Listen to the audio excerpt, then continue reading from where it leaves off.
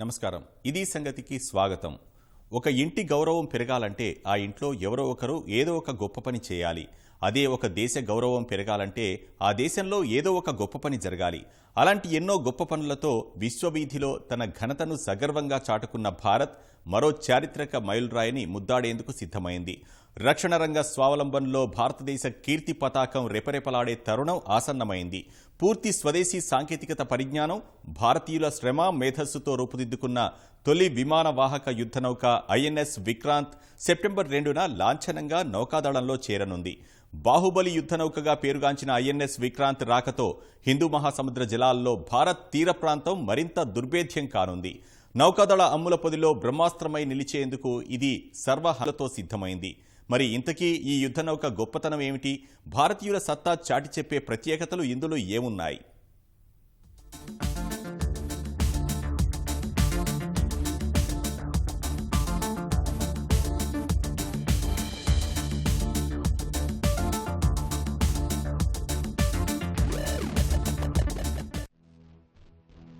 మనోఫలకంపై లిఖించుకున్న సంకల్పం సిద్ధించాలంటే కావలసింది ఆత్మవిశ్వాసం. చేయాలన్న కసి, నిప్పులా రగులుతున్న ఆకాంక్షకు ఆత్మవిశ్వాసం తోడైతే ఆ సంకల్పం మన ముందు తలవంచాల్సిందే. ఈ ఆత్మవిశ్వాసానికి మరో పేరే ఆత్మనిర్భర్. కేంద్రంలో మోదీ ప్రభుత్వం అధికారంలోకి వచ్చిన తర్వాత ఇది తరచూ వినిపిస్తున్న పేరు.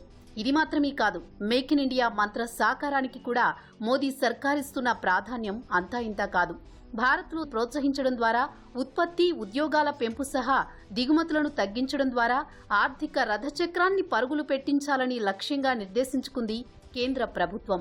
8 ఏళ్లుగా ఈ దిశగా సాగుతున్న ప్రయాణంలో పూర్తి లక్ష్యం నెరవేరకున్నా ఎంతో కొంత ప్రగతి మాత్రం కాదనలేనిది. ఆ ఎంతో కొంత ప్రగతి చిత్రంలో ముందుగా కనిపించేది ఐఎన్ఎస్ విక్రాంత్. భారత్ పూర్తి స్వదేశీ సాంకేతికతతో నిర్మించిన తొలి విమాన వాహక యుద్ధనౌక ఈ ఐఎన్ఎస్ విక్రాంత్. భారతీయుడి ఆత్మనిర్భరతకు, మేధస్సుకు, సత్తాకు ఈ యుద్ధనౌక అచ్చమైన ప్రతీక. భారత్ శత్రువుల ముందు సింహనాదంలా వినిపించే రణనినాదం ఈ ఐఎన్ఎస్ విక్రాంత్. భారతీయుల చెమట చుక్కలు, మేధస్సుతో రూపుదిద్దుకున్న ఈ యుద్ధనౌక సెప్టెంబర్ 2న లాంఛనంగా నౌకాదళ విధుల్లో చేరనుంది. ప్రధాని నరేంద్ర మోదీ సమక్షంలో కేరళలోని కొచ్చి తీరంలో ఇది కమిషనింగ్ కానుంది.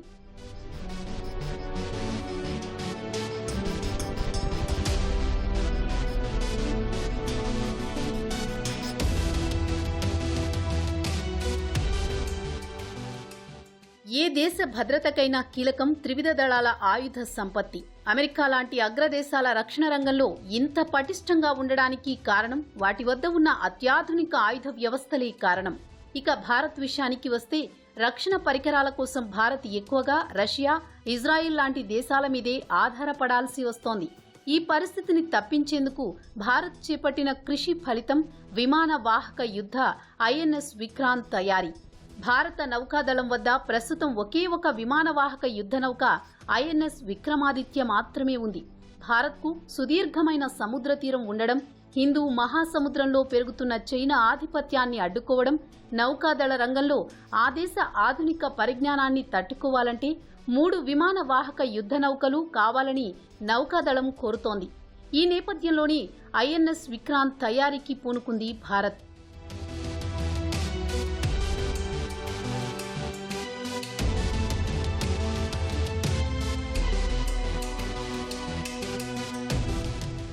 We have an ecosystem, and surely we will be able to cut down the timelines. And in the next aircraft carrier, whenever the approvals come, it will be surely fully indigenous. Our aim would be to make it fully indigenous by involving the Indian industry completely. So whatever which we haven't made this time, we couldn't get particular, we will do.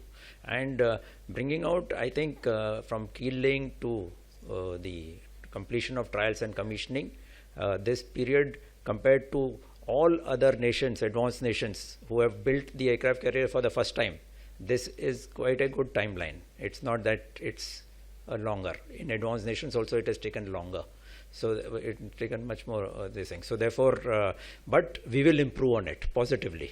And I'm sure with the ecosystem built in, we will be able to do it. We have all the lessons learned. We have recorded them. Our Warship Design Bureau has learned all those lessons. They have been recorded, and they'll all be put into practice with the shipyard, whatever. So this will be done. Vikrant అంటే విజయానికి శౌర్యానికి ప్రతీక. అందుకే INS Vikrant కు ఈ పేరు నిర్ణయించారు. 1971 యుద్ధంలో సేవలు అందించిన దేశ మొదటి విమాన వాహక నౌక ఐఎన్ఎస్ విక్రాంత్ పేరుతోనే దీనికి నామకరణం చేశారు. ఈ నౌక తయారీ 2005లో కేరళలోని కొచ్చి షిప్ యార్డ్లో ప్రారంభమైంది. స్వదేశీకరణకు మరింత ఊతమిచ్చేందుకు Steel Authority of India Limited ఈ నౌక తయారీకి అవసరమైన ఉక్కును అందించేందుకు సిద్ధమైంది. భారత నౌకాదళం, రక్షణ అభివృద్ధి ప్రయోగ సంస్థ డిఆర్డీఎల్తో సెయిల్ ఈ నౌకకు అవసరమైన ఉక్కును అందజేసింది. ఆయా సంస్థలతో సమన్వయం చేసుకుంటూ యుద్ధ నౌక తయారీకి అవసరమైన ప్రమాణాలతో సెయిల్ ఇనుమును సరఫరా చేసింది. ఉక్కును తగిన పరిమాణంలో కోసిన తర్వాత దాన్ని అతికించే పనులు ప్రారంభమయ్యాయి. కీల్గా పిలిచే నౌక అడుగు భాగాన్ని 2009 ఫిబ్రవరిలో బిగించారు. ఐఎన్ఎస్ విక్రాంత్ యుద్ధ నౌక తొలిదశ తయారీ పనులు 2013లో విజయవంతంగా పూర్తయ్యాయి. భారత నౌకాదళంలో ఐఎన్ఎస్ విక్రాంత్ బాహుబలి కానుంది. ఎందుకంటే దీని పొడవు 262 మీటర్లు కాగా వెడల్పు 62 మీటర్లు. పూర్తి ఆయుధ సంపత్తి సమకూరిస్తే దీని మొత్తం బరువు 43,000 టన్నులు. దీని రాకతో 40,000 టన్నులకు పైగా బరువున్న యుద్ధ నౌకలు కలిగిన అగ్రదేశాల సరసన భారత్ కూడా చేరనుంది. ఇది గరిష్టంగా 28 నాట్స్ వేగంతో ప్రయాణించగలదు. అంటే గంటకు 51.8 కిలోమీటర్లు. దీనిలో 2,200 కంపార్ట్మెంట్లు నిర్మించారు. 1,600 మంది సిబ్బంది ఉండేందుకు వీలుగా వీటిని నిర్మించారు. మహిళా సిబ్బంది కోసం ప్రత్యేక ఏర్పాట్లు చేశారు. ఇందులోని యంత్ర వ్యవస్థ, నావిగేషన్ను అత్యాధునికంగా తీర్చిదిద్దారు. ఆధునిక వైద్య సదుపాయాలను కూడా పొందుపరిచారు. 4 గ్యాస్ టర్బైన్ల సాయంతో ఇది పనిచేస్తుంది. వీటి సామర్థ్యం 88 మెగావాట్లు.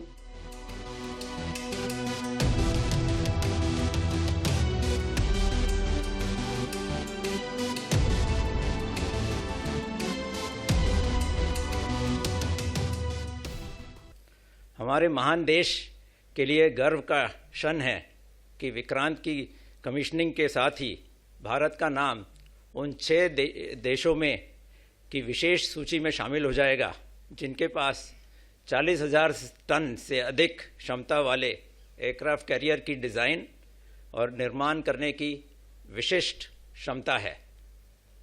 यह वास्तव में भारत सरकार के स्वावलंबन तथा आत्मनिर्भरता प्राप्त करने के प्रयासों का सच्चा प्रमाण है। विक्रांत की कमीशनिंग न केवल भारतीय नौसेना एवं स्वदेशी पोत निर्माण उद्योग के लिए बल्कि समस्त राष्ट्र के लिए एक यह अविस्मरणीय दिन होगा।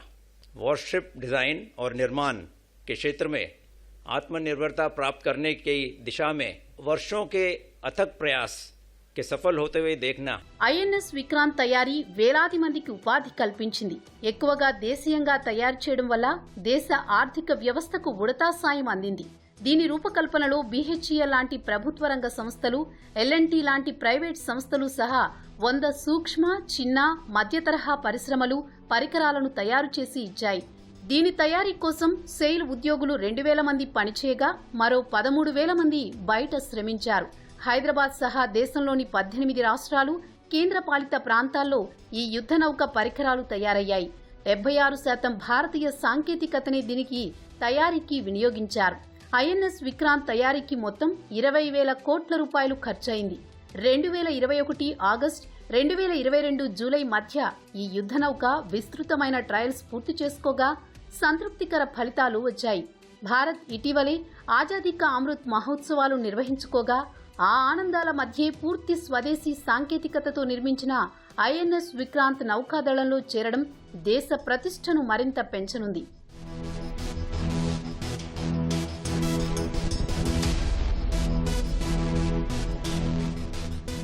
यह हम सब के लिए एक ऐतिहासिक उपलब्धि है कि भारतीय नौसेना, Cochin shipyard limited, original equipment manufacturers, MSMEs, Indian industries के ये संयुक्त प्रयास से ये उपलब्धि हासिल हुई है।